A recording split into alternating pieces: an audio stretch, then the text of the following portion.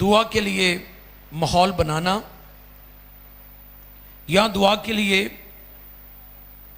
मौका हाथ से ना जाने देना, इस मौजू पर बात करूंगा। हमें दुआ के लिए मौका बनाना पड़ता है, ये ऐसे नहीं हो जाती। ये नोट कर लें आज बात। एक दफा मैंने बताया ना, कईयों ਨੂੰ दुआ ਦਾ ਵੀ ਦੌਰਾ ਪੈਂਦਾ ਹੈ। ਇਹ ਭਲਾ ਕਿਹੜਾ ਦੌਰਾ ਹੈ ਕਿ ਜਦੋਂ ਮਰਜ਼ੀ ਉਹ ਦੁਆ ਸ਼ੁਰੂ ਕਰ ਲੈਂਦੇ ਨੇ ਤੇ ਫਿਰ ਕਈ ਕਹਿਣਗੇ ਭਾਈ ਖਾਲਦ ਮੈਂ ਇੱਥੇ ਬਰਗਸ਼ਤਾ ਹੀ ਹੋ ਗਿਆ ਸਾਂ, इसलिए 6 महीने चर्च भी नहीं आया मैं। ये इसे दौरा कहते हैं। तो दुआ जो है वो तो तसलसल के साथ होती है, बाकायदा होनी चाहिए, जारी रहती है, रुकती नहीं है ये, ठीक है। तो ये मेरे सामने आज बात, दुआ के लिए मौका हाथ से ना जाने दें या दुआ के लिए माहौल बनाना पड़ता है। समझ आ गई मौजू की? बहनों आपको भी, भाइयों आपको भी, सबको, नौजवानों को दुआ के लिए मौका बनाना पड़ता है। देखिए मेरे साथ मत्ती रसूल की मार्फत लिखा गया अंजीली बयान 14वां बाब, उसकी 22 और 23 दो आयात हैं। Matthew, the gospel of Matthew chapter 14 verse 22 and 23, 22वीं और 23वीं आयत को हम तिलावत करेंगे जी। और उसने फौरन शागिर्दों को मजबूर किया। ये लफ्ज गौर करें, मजबूर किया, ये गौर तलब रहेगा लफ्ज हमारे लिए। शागिर्दों को मजबूर किया कि कश्ती में सवार होकर उससे पहले पार चले जाएं जब तक वो लोगों को रुखसत करे और लोगों को रुखसत करके तन्हा दुआ करने के लिए पहाड़ पर चढ़ गया। और जब शाम हुई तो वहां अकेला था। मुकद्दस कलाम के पढ़े, सुने, समझे और कबूल किए जाने पर खुदावंद की बरकत सबके आमीन। मौजू क्या है आज का? दुआ के लिए माहौल बनाना पड़ता है। एवं नहीं दुआ शुरू हो जाती, ऐसे नहीं लोग दुआया सूरमा बन गए। उन्होंने दुआ की प्रैक्टिस, दुआ का डिसिप्लिन, दुआ के असूलों को अपनाया है। दुआ के असूलों में एक ये असूल भी है कि दुआ के लिए आपको माहौल बनाना पड़ता है, फिजा बनानी पड़ती है, दुआ के लिए अलग होना पड़ता है।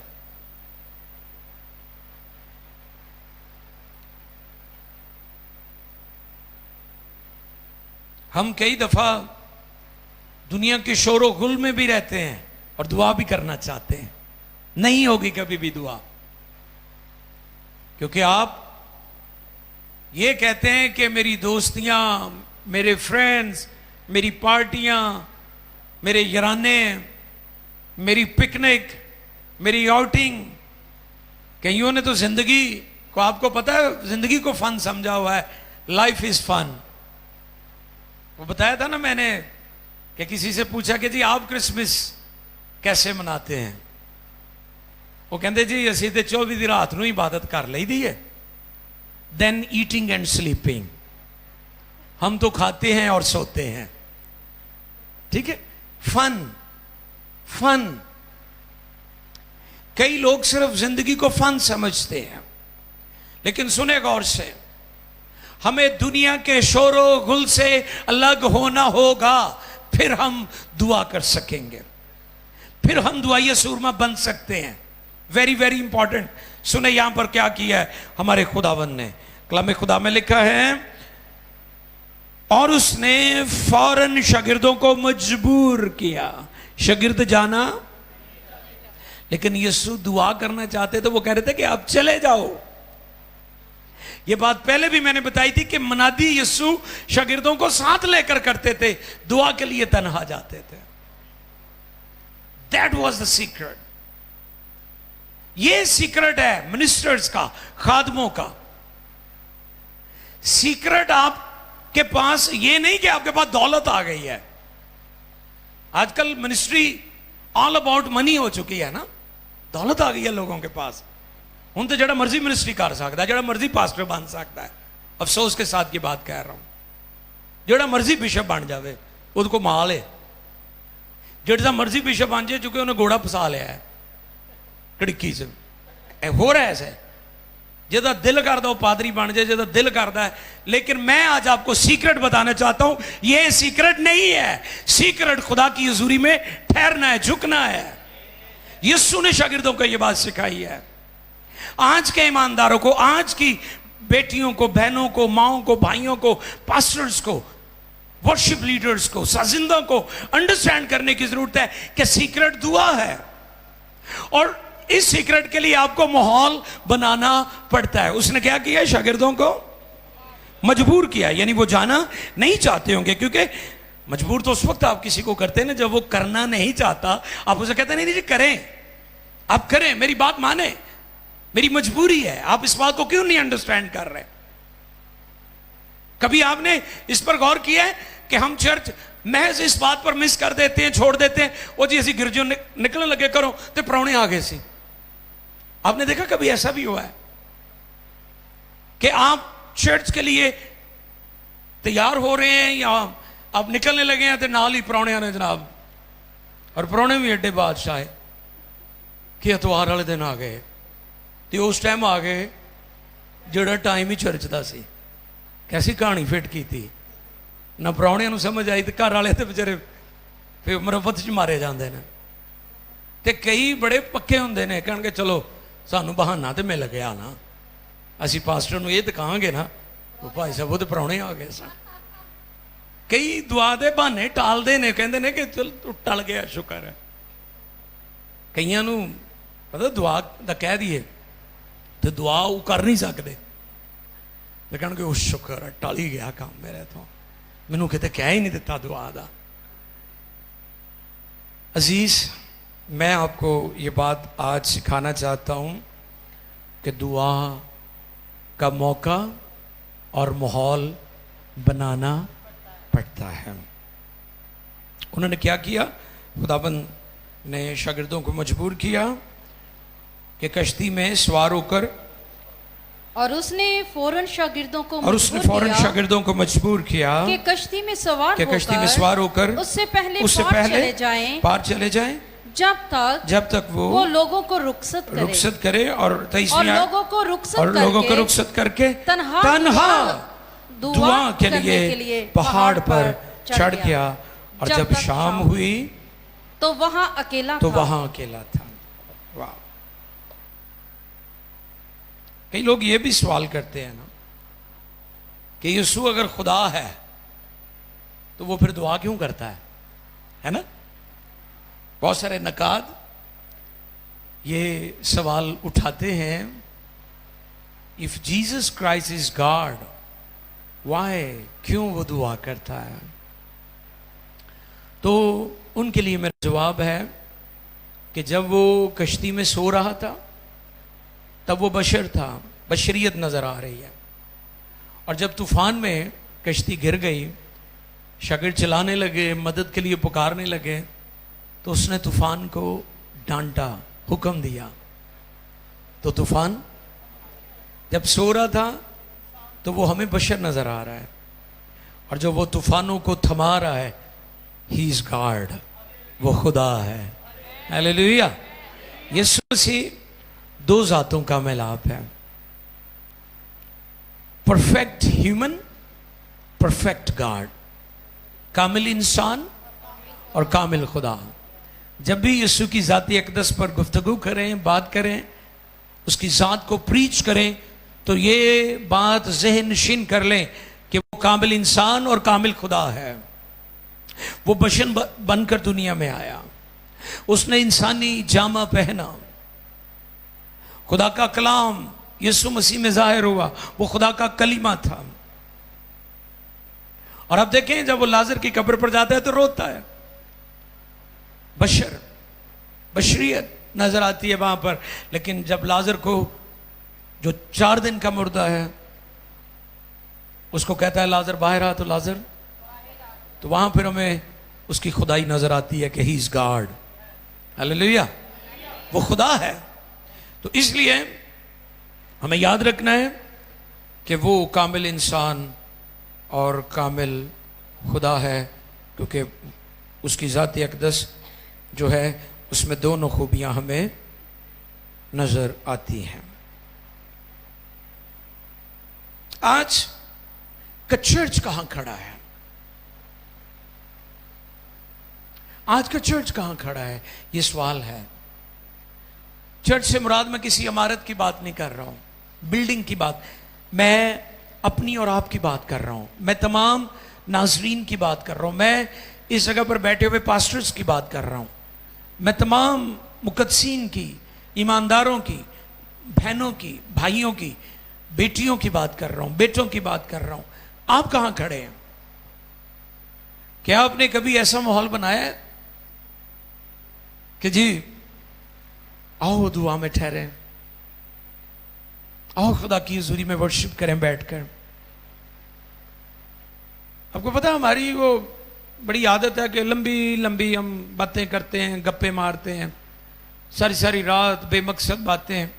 वो पुराने वक्तां च हुंदे सी ते वो बाबे, चलो जी तुसी गल ही कुछ सुनाओ, वो पंजाबी च कहंदे सी बातां ही सुनाओ जी, वो मैं तुहानूं बात सुनाना, वो एवें कहानियां हुंदियां सन, वो सुनाते रहना, वो बड़े तवज्जो नाल लोगों ने सुनना। और मैं अक्सर कहता हूं कि हम गप्पे मारने के लिए सारी सारी रात बैठे रहते हैं, और जब दुआ की बारी आती कहते चलो छोटी जी दुआ करिए तो सोइए। अच्छा जो गप्पा मारन का टाइम होंदा तो लंबियां लंबियां, जब पंजाबी च कहीदा भी बातां पाने की गल होंदी है वो लंबियां लंबियां, लेकिन जब दुआ की बात आती है तो हम कहते हैं छोटी सी दुआ करें। कौन सी दुआ? कईयां दी ते बहुत ही छोटी होंदी है, मैनू बरकत दे, मेरी अम्मी नू बरकत दे, मेरे अब्बे नू बरकत दे, सिर्फ सानू ही बरकत दे, सानू ही बरकत दे, होर किसी नू बरकत ना दे। मुख्तसर सी दुआ, छोटी सी दुआ। जितनी आपकी बड़ी दुआ होगी उतने ही बड़े ईमानदार हैं आप। किसी ईमानदार को अगर आपने देखना है कि किड्डा बड़ा ईमानदार है तो किस तरह पता लगेगा? हाँ, सब तो औखा काम दुआ है आजकल जड़ी लोग नहीं करते, और इसीलिए आपकी खिदमत, आपकी गवाही, आपकी जिंदगी गैर मुअस्सर हो गई है।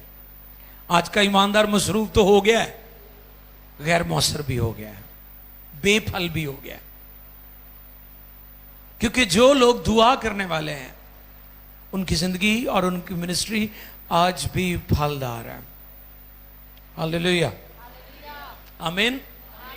वो कहीं भी हों, वो कहीं भी हों, खुदा की कुदरत का तजुर्बा हासिल करते हैं। जैसे मैंने बताया मैं मिशन ट्रिप पर था, और मैं आखिरी जिस चर्च में था कैलिफोर्निया में, तो वहां पर एक लड़की एंट्री, और वो पहली दफा उस चर्च में आई थी, और इब्लीस उससे कह रहा था कि तू वापस चली जा, तू वापस चली जा, लेकिन वो खुदा का पाकर उसे खींच कर लाया।